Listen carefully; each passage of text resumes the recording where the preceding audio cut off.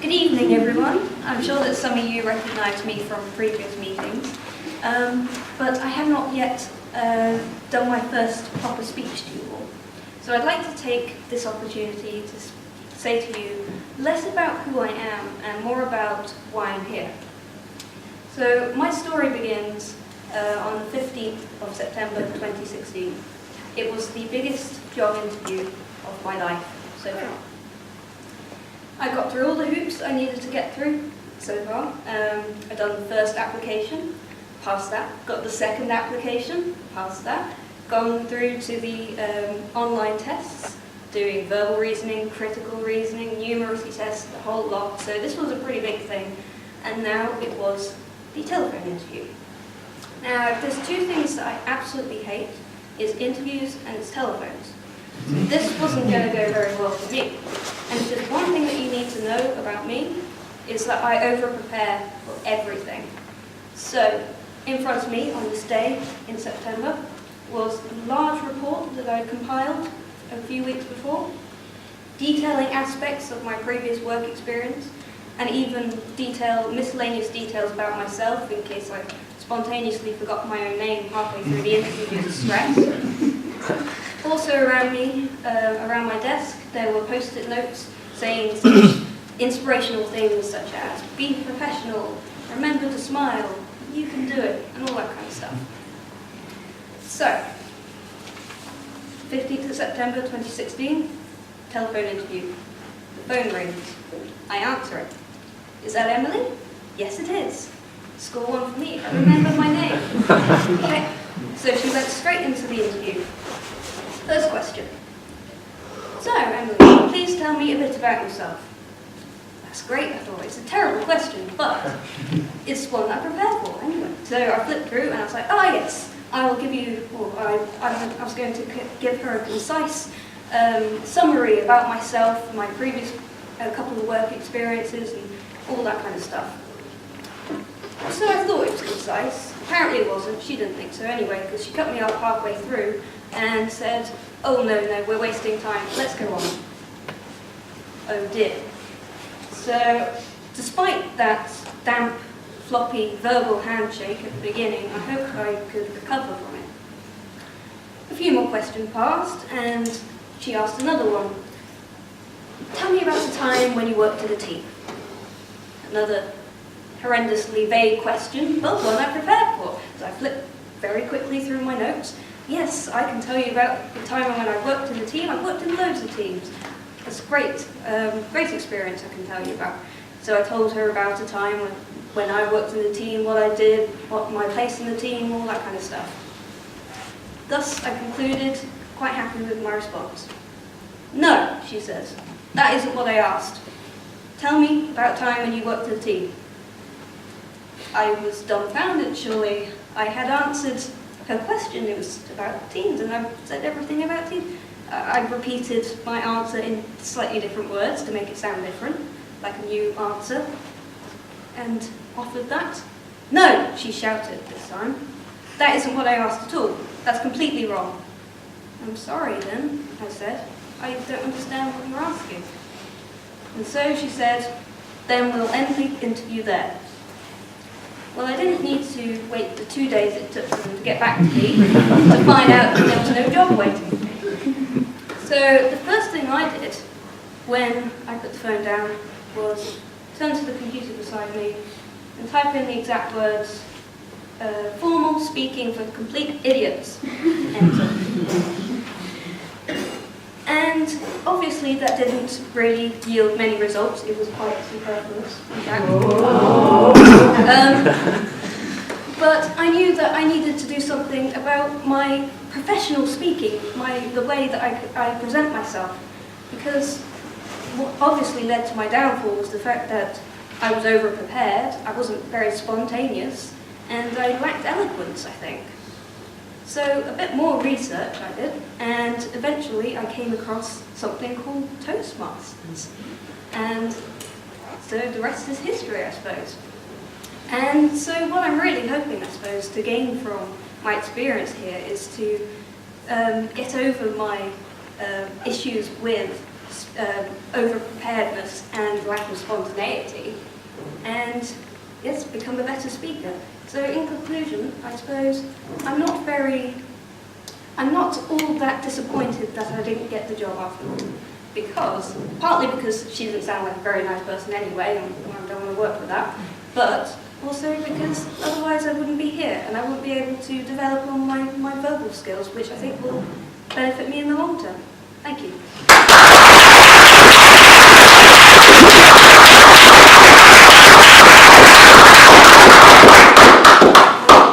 That was so good.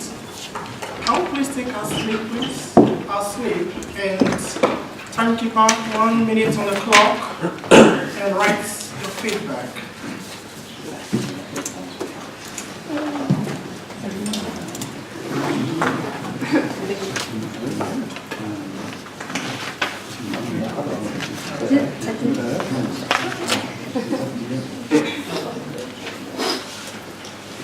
And while we are doing that, ladies and gentlemen, please, we want another 1 minute to actually talk about what we just heard. Yeah, it was a very beautiful speech in my opinion. So you can just, within your seat, the chair, turn to your next person and actually have a talk about it for the next 1 minute. What you think, how you feel about the speech. Anyhow. I think you could do so much better. Oh my god. It was terrible.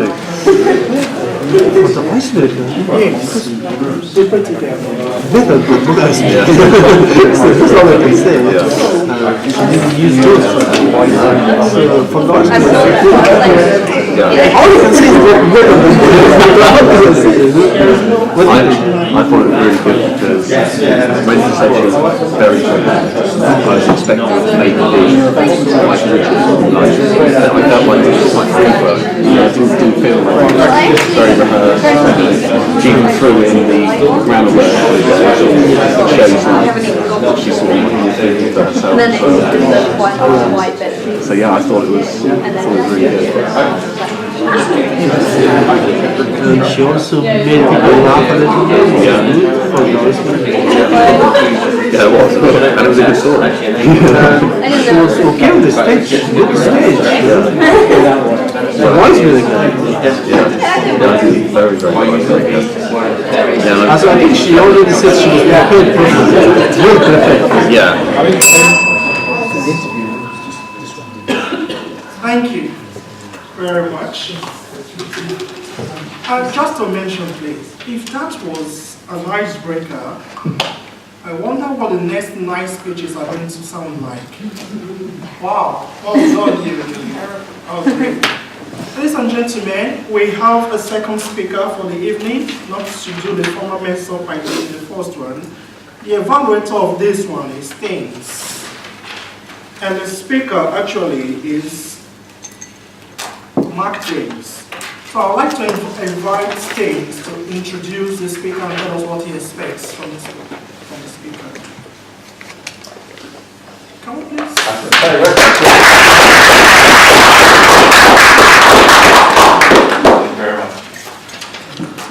So, I didn't know that I was evaluating this speech.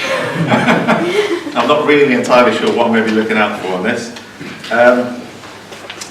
So this is speech number 7. I'm going to go from the title of it, it's Research Your Topic.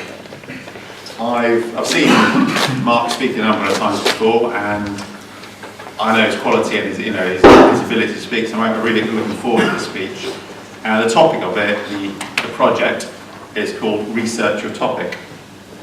So what I'll be looking for, the ability to collect information about the topic from numerous sources, and to be able to carefully support his speech with specific facts, examples, illustrations through research. As I'm doing this on the fly about what I'm looking for, I'll leave my introduction there, and the title of the speech is The Curse of Cleverness. So, if I can invite Mark up to the stage.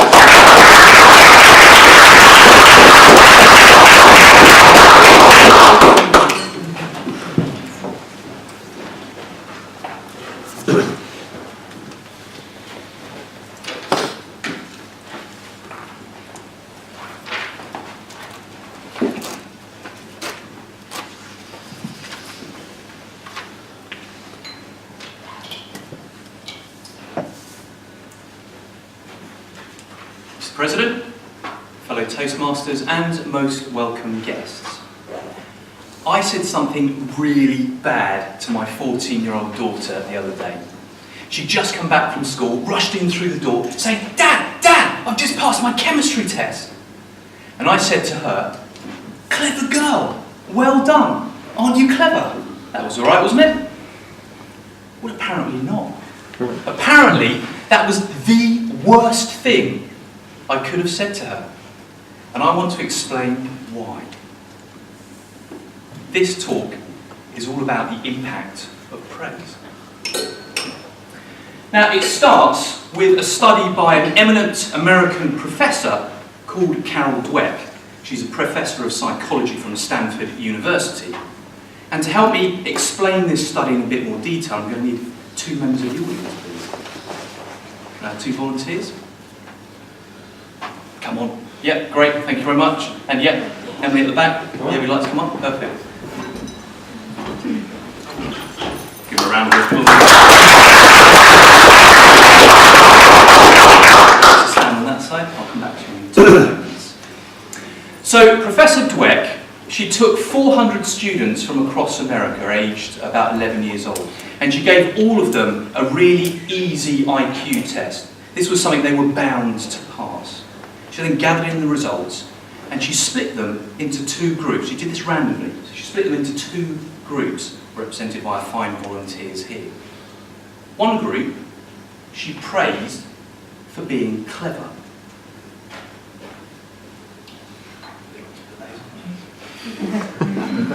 So she said things like, "You're so clever, you did really well at this test, you really got it up here, well done." The other group, she praised for their effort. Okay. So she said things like, "You worked really hard at this test, you really stuck with it, and that's why you did so well. Well done." Seems like quite a subtle difference in praise, but the impact was incredible, and I want to show you why.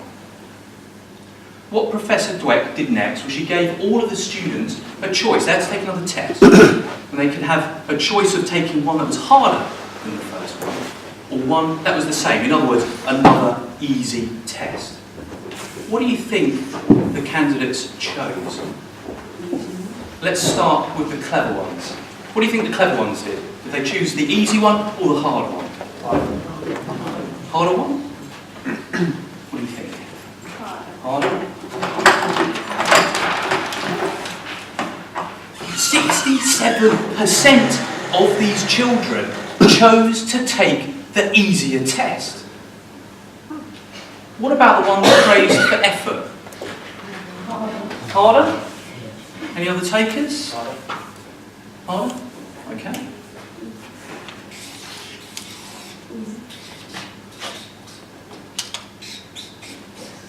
"92% of them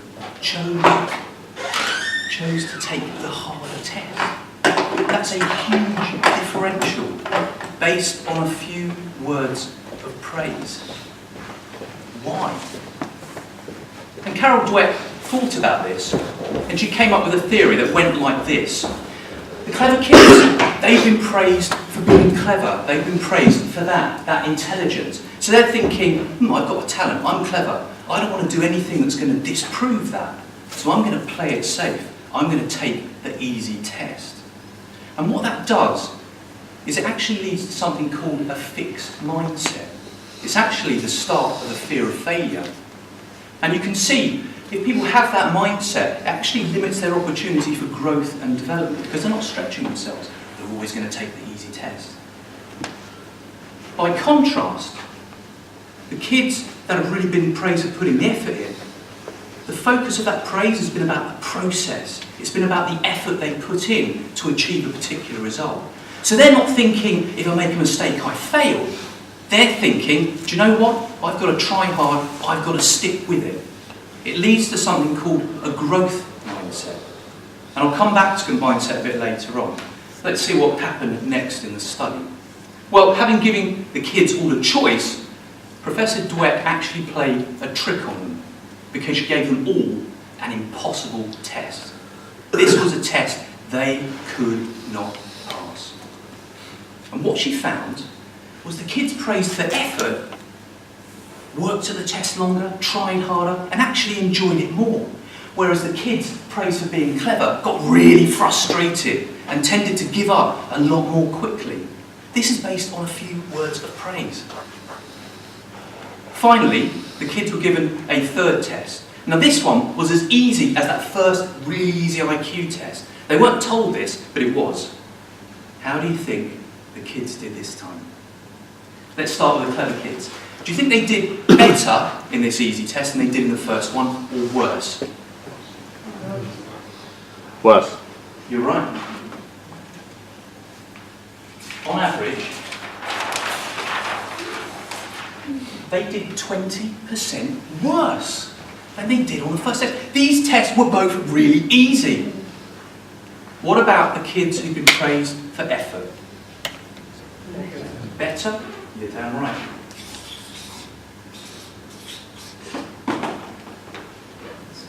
On average, they did 30% better.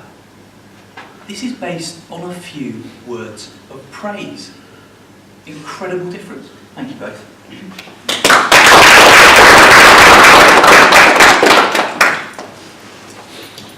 So what this study shows us is the impact that praise can have on a person's mindset, which in turn can affect results like this. And it applies to adults as much as it does children. Just switch the word praise with the word feedback. So what we have here is the praise or feedback that you give to somebody can influence their mindset and make them more fixed mindset about something or more growth mindset about something. And a fixed mindset is where someone has a fixed view about a talent or a skill. They believe, actually, that it's something you've either got or you haven't. You're born with it. You've either got it or you haven't. And there's not much you can do to improve that. So effort is largely irrelevant. Whereas someone with a growth mindset believes that most skills and ability can be learnt and then they can be improved through effort.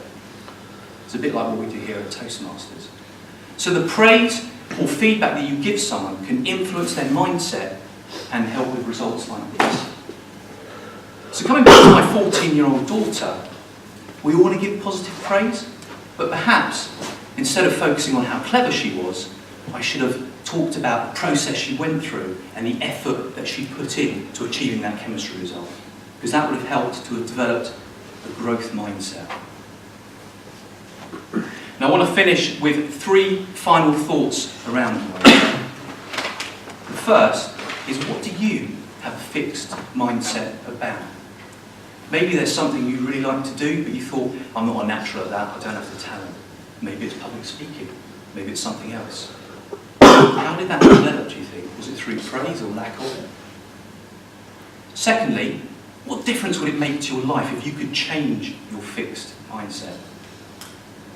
And thirdly, what difference could you make to somebody else's life if you could help them change their mindset through praise or feedback? Thank you very much.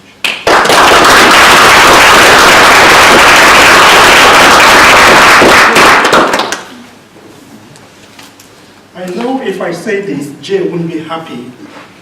But deep down within me, all I was saying is, don't stop. Don't stop. Don't stop. That was so good.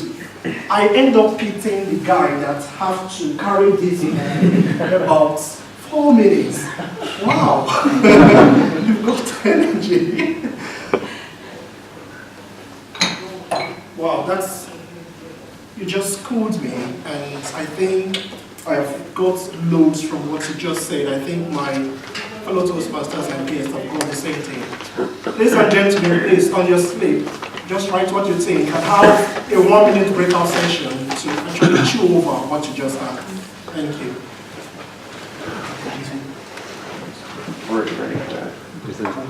You would think Yeah, it was really nice. It's all like the way about his daughter, something that he's been thinking about a lot, but practical. Opening is super. Calling people on stage good. Connecting on the asking questions good. But I found it almost in the end a bit like lost sometimes. I didn't, like a movie, it didn't catch us lost. Does that make sense? No, that does. Then once at the end, finish it with powerful. But in the beginning, Yeah, you're right. The beginning. you open it, Well. off the middle and then like that. And then the only thing as well,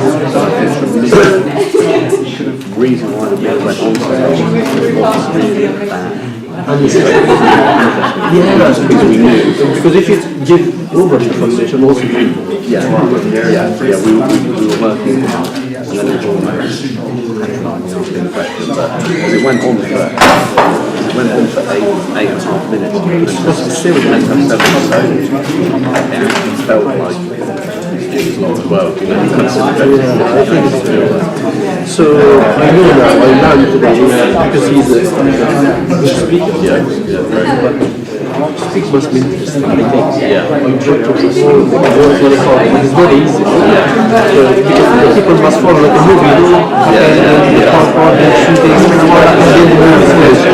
I would probably get more practice stuff, maybe that would have been better. and also too much too much, and also two people will stand on the stage for a long time is disturbing. Yeah, it was actually, because sometimes I was looking at them rather than It's me now, Jesus Christ.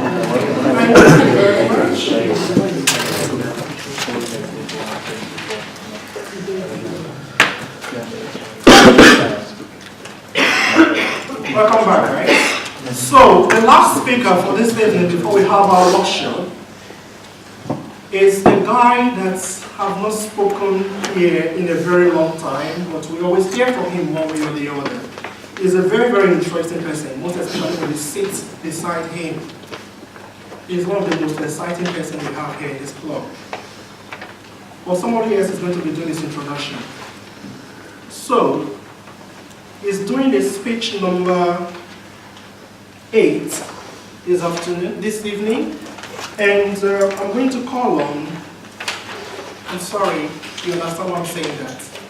I'm going to call on Sophie to actually introduce Nas as well, tell us what we expect from his speech. And before I do that, please. Alistair's going to do quickly the workshop because No. they need to do it for later. Okay, ladies and gentlemen, I'm sorry for that, it just reminded me. I didn't prepare for this, I'm just doing it. Yeah, that's why we are here. So, we're going to have the workshop now. Why we're doing this now is because it's going to be very practical, so that the evaluation will be based on what we learn from this workshop. So please, put our hands together as I introduce Alistair.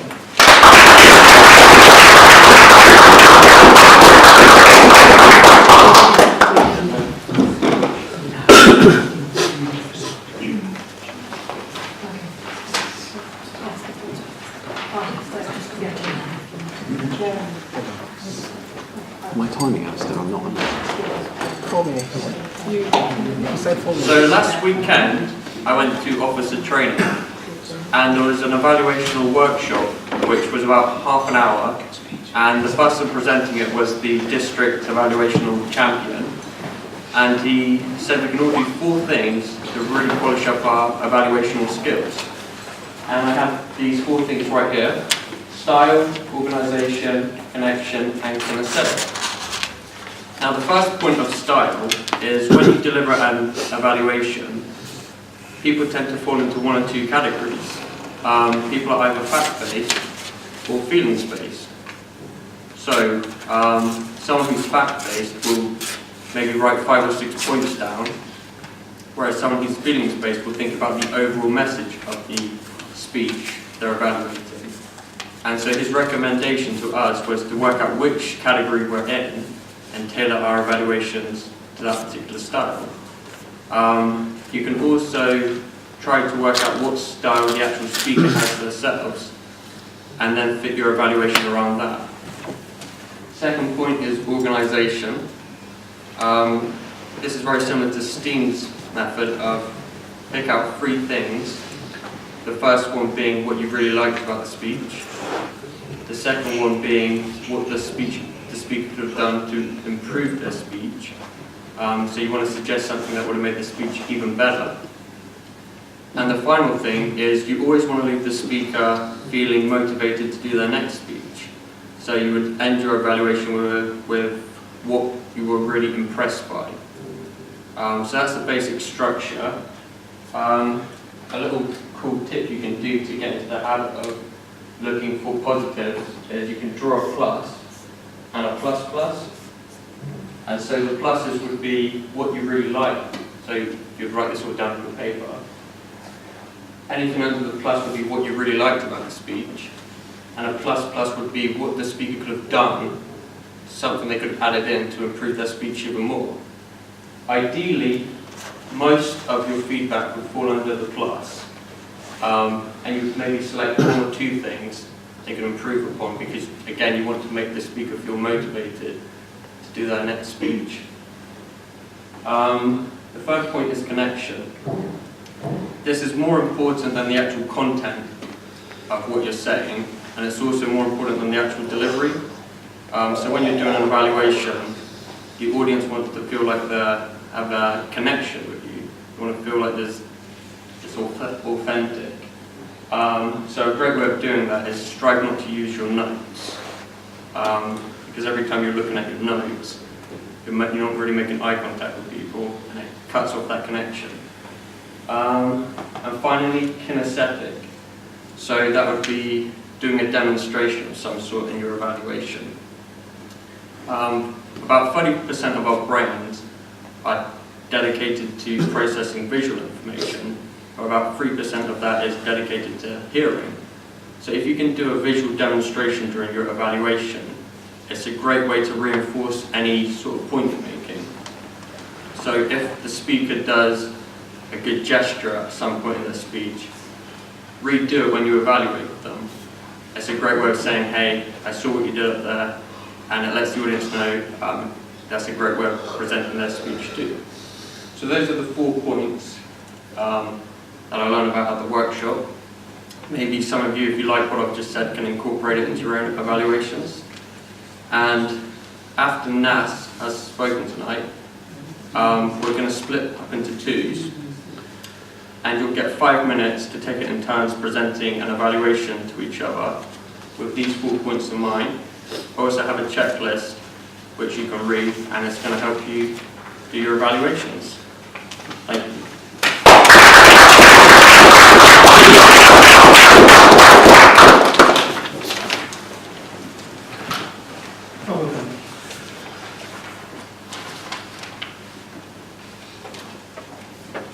So, what we actually are about is learn by doing. And what we just learned this evening, we're going to actually practicalize it, put it to use. After Nas's speech, we're going to give you 5 minutes to actually work on it. And Sophie's going to do evaluation after recess. Then we open it to everybody to present your evaluation, just like what he has talked about. So there will be time to do that. But for now, I'm going to invite Sophie to tell us what he's expecting from Nas' speech, as well as invite Nas on stage. Thank you.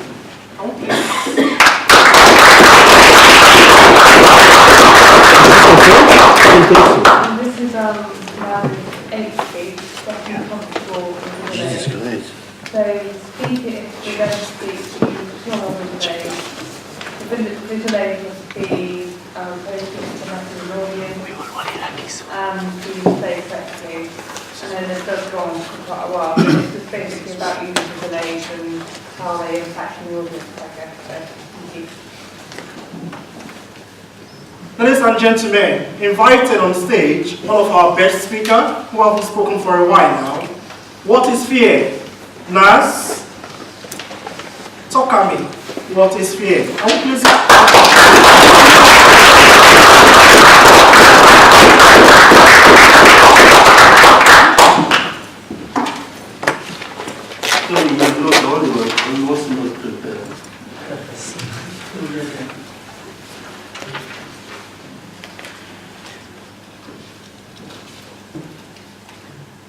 fear, we're always talking about it, but what is fear? The first thing to remember is that fear is one of the most common things in life. And that's why most of people fail in life, because of fear. And also we should know that fear doesn't exist by itself. Only our mind can create it. Once we know that fear is one of the most common things in life, and also that fear doesn't exist by itself, only our mind can create it, then the biggest question will be how many different types of fear our mind can create it. As far as the study shows, there are 3 types of fear. So the first one is conscious fear, or you can call it obvious fear, something really obvious.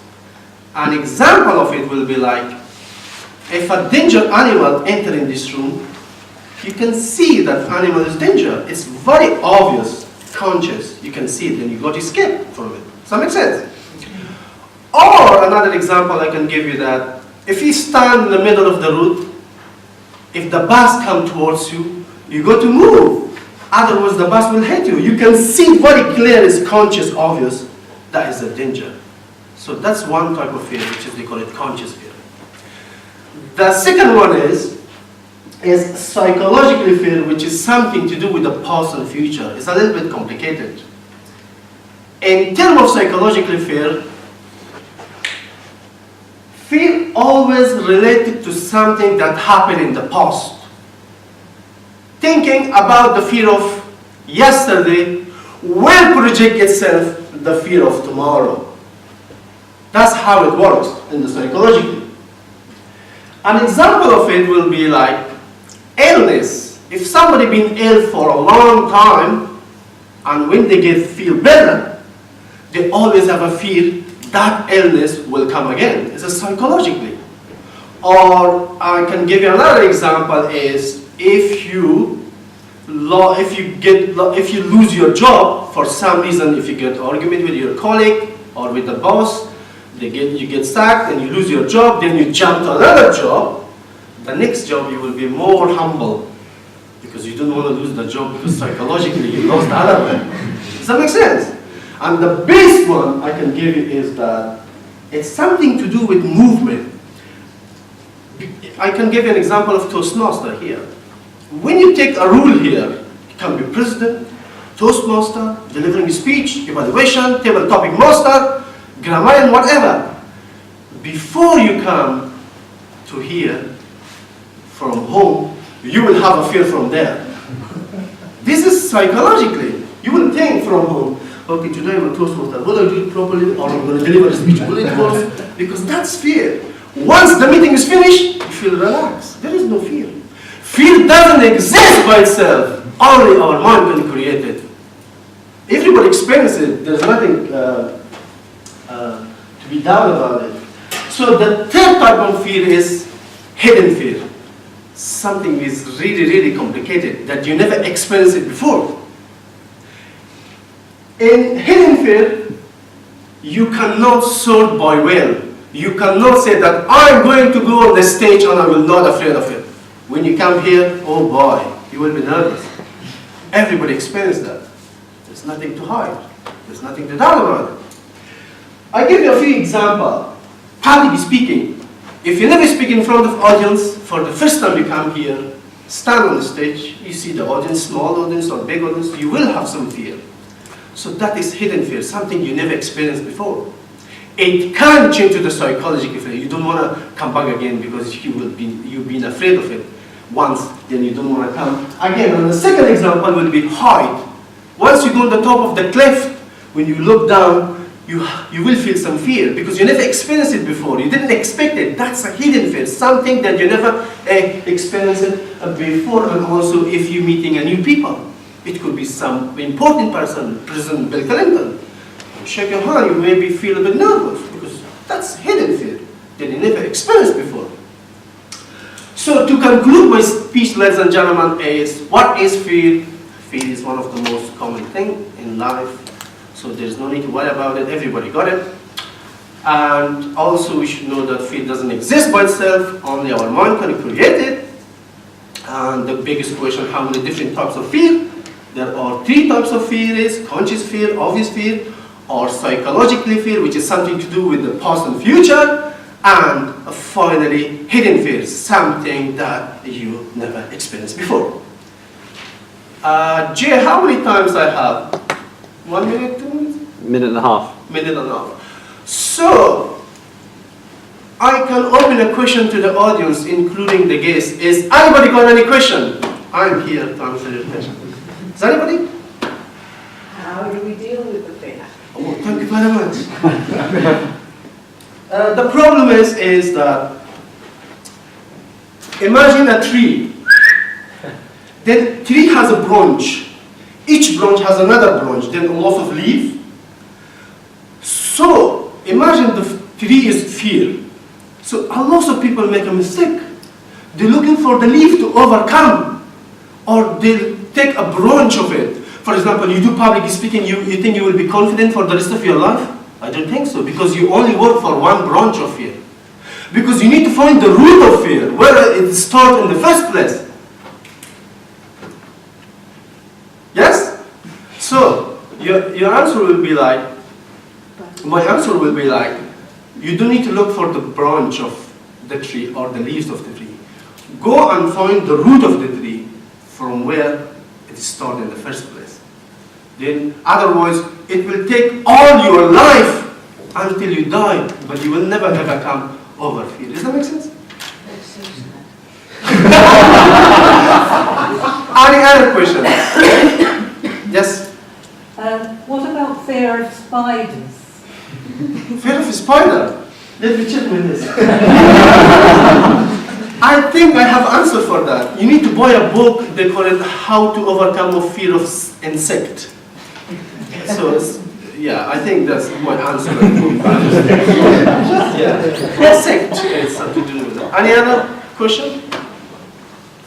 Come on. How do you overcome fear of public speaking? Huh? How do you overcome fear of public That's why we are here gathering, to overcome fear of public speaking. We are here to practicing on each other. Practicing. If you have a fear, okay, I accept it. I'm nervous, whatever. But the day will come, you stand on the big stage. This is your chance to stand in this stage. Yes. What are your top 3 fears and how do you deal with them? Again, fear doesn't exist by itself. Only our mind can create it. So the 3 example was like, so you need to find the root of it, not the leaf, not the branch of it. So the mind, control the mind. So watch the mind. The mind always creates fear, which is thought. I mean, you can feel it, embrace it, demand more, embrace it. It will lose its whole emotion, I think, because the emotion is the reflection of the mind. So when your mind is thinking about something that you know, then you get the emotion. You need to embrace it. Watch it, observe it, embrace it, demand more, it will lose its power. Then the consciousness, the present itself will be, which is yourself, will be in the power, I think. Does that make sense? Yes? Back to anybody else? No? Okay. Yeah. What's the difference between fear and phobia? Phobia is a fear. But people call it different. Anxiety, panic attack, depression. All of them is fear. But because in the public speaking, I can only talk 7 minutes. I can't talk like 1 hour to cover all of them. Back to Mr. Toastmaster.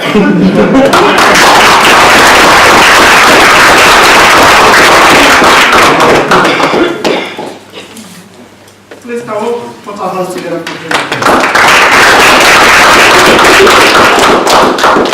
Now we know what fear is and how to conquer fear. Most importantly, that which you fear most, just face it. That is what I think. Just face it. If you can face your fear, you conquer your fear. Please, 2 minutes on the clock.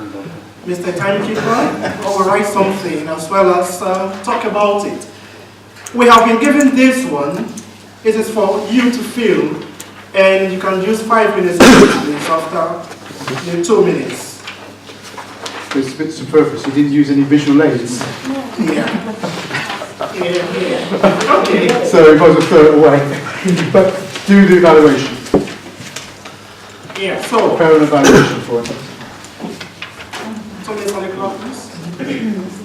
Just tips on the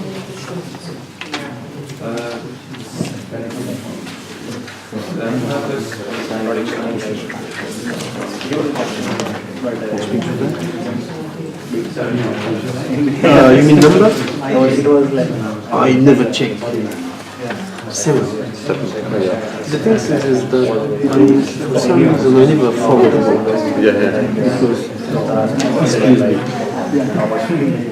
I can't read anyway. So, every day, search and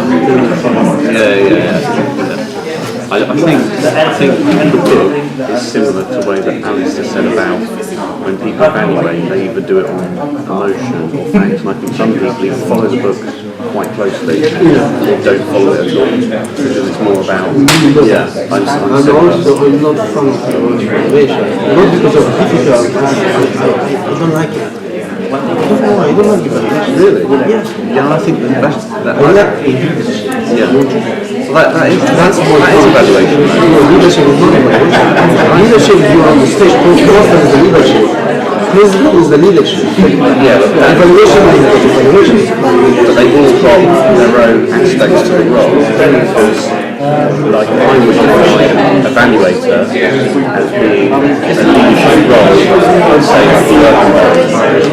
You might have to give an evaluation of an employee in that sort of way. The thing is, I like to stand on the stage asking a question is so difficult to answer all the questions. Oh yeah. Now I learn, she says how to overcome this spiral. I never thought of it. I don't know what I said. So now next time I need to prove it. So Alice, what are you saying? How to overcome all this? How to overcome fears. How to overcome fears. How to overcome. At the beginning, did I explain what it is? Did I explain it properly or I thought the questions you answered really well, and then the phobia one. The last one? Explain that. The phobia one. Yeah, but they were hard. Really hard questions to answer. So I thought you did really well with the tree. That was like that's very good. And it was a good, yeah, it was a good metaphor as well, because like you say, get to the root cause is the main issue. There was also another question that you answered really well as well.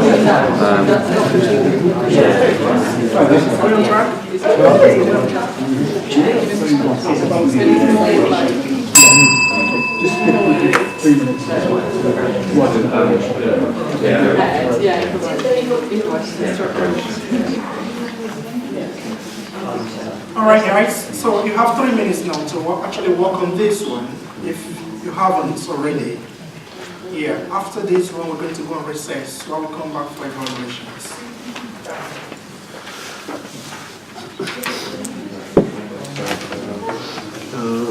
I need you to give me verbal feedback. So the question is, I'd like to go to the TEDx. You know TEDx? Yeah. I'd like to go there for 15 minutes. So this is 7 minutes. Yeah. So I need to a little bit cover polishing a little bit. So But you were really solid with the time though, until the question. Yeah, I want to take one question. Yeah. First, nobody. Yeah, I think it's a good example of how, because we've had this before with the other evaluations when people ask the audience, and yeah, it's really hard to control the audience with questions. At the same time, it was nice to open it up to the floor as well. So maybe one, like I say, I've only got one question that I can end on. But the only problem is that you might struggle to always end on powerful notes, because otherwise you're leaving it open to sort of, so I think we're out of order those questions. The beginning is there. I think it's outside and to the right. I just did it here. I thought Tony said that all toilets are Ask me, maybe, cheers me. That's Tony. So yeah, I think that's probably the main thing with is that, like, typically how questions, how it resonates, whereas when you ask the audience, it could be, if you answer it well, but then obviously if it wasn't answered well, or it wasn't the question you went on. I wasn't really prepared, you can see, I was like, you're right here, I came yesterday, but I did talk about this before, a long time ago, but anyway, because my job is to write a book about it. Yeah. So I also practice in town, in the traffic light. I look, crossing the traffic light, I also crossing the queue, I just stand there and I watch everybody. They look at me, they laugh, but I don't mind. What do you mean? What do you do? Yeah, and again, it's the green light and everybody crosses it, but I stand or I walk quite slowly, like, I watch everybody because I want to experience the energy. Yeah. And they laugh sometimes, but I don't mind. It's my job to enjoy the book. Yeah. Do you find that when you sort of accept it then, you do? Say again? Oh, no, live. There is one of the rooms that is live. Yeah. Well, if you go missing, we're So when you say that you accept it, do you find that it goes away quicker? Yes. Yeah. Because it's No good. Yeah. please just Worth a do try. My body language was okay. Body language was good. I really liked it. Felt the energy improved when you started to move. When you started, so your first the bus one, when you said about the bus, and then you got out of the way, you felt like the energy got better. And then there was another one where you moved as well. Yeah, that one. So I felt like the middle stance is powerful, it's really good, but then it needs the movement as well, which was really good. Yeah, I really like that. We're gonna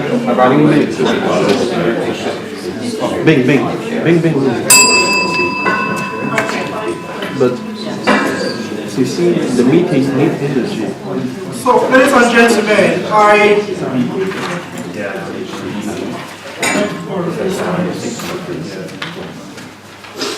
thank you. Welcome back. So, before we go, I would like to call on the timekeeper to give us time for the speakers. Thank you, Tony.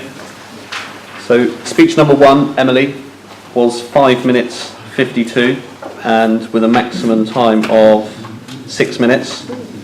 Our second speaker, Mark, was having 7 minutes and was 8 minutes 39. Was Alistair's a speech? No, Just workshop. did you tell me? But you were 4 minutes 17, so That's all right. good workshop timing that. And Nazir was a 7-minute speech and coming at 9 minutes 09. Cheers. Thank you very much. If we look at this one, please, we have speaker 1, 2, 3. You can vote for your best speaker now. Please beg someone to pass down the wider box. Yes, thank you. Your names were Emily, first speaker, second speaker was Mark, and the third speaker was Nasir.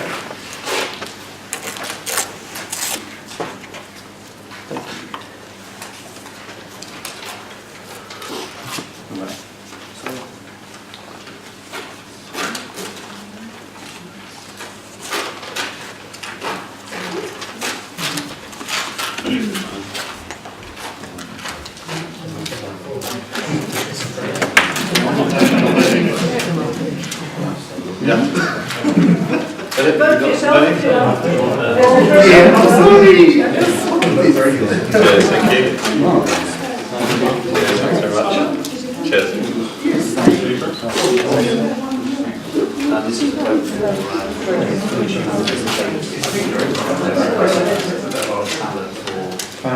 So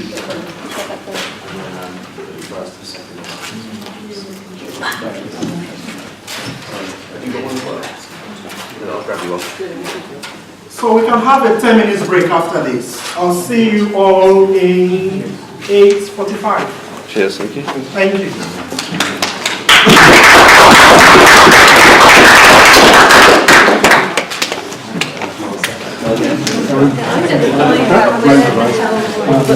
That's it.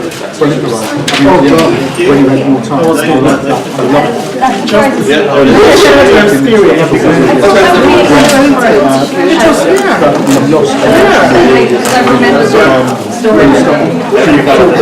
I hope it didn't make you feel nervous telling us about you. I mean, like, at times it does make some people feel uncomfortable.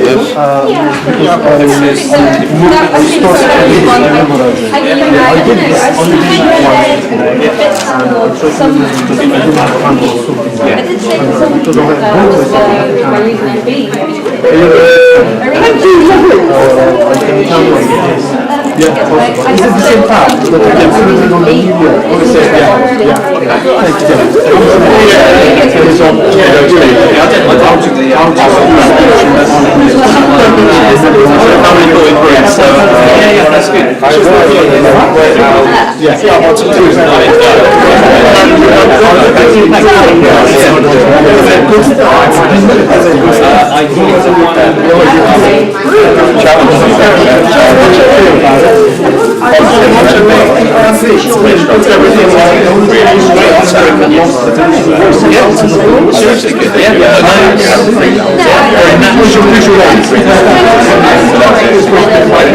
The speech is a story. It's good. It's very clever. It's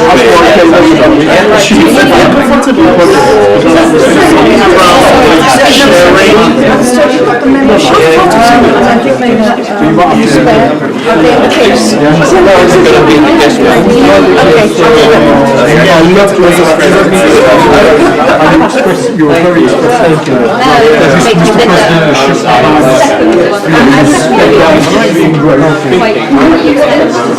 it's like organisations about organisations.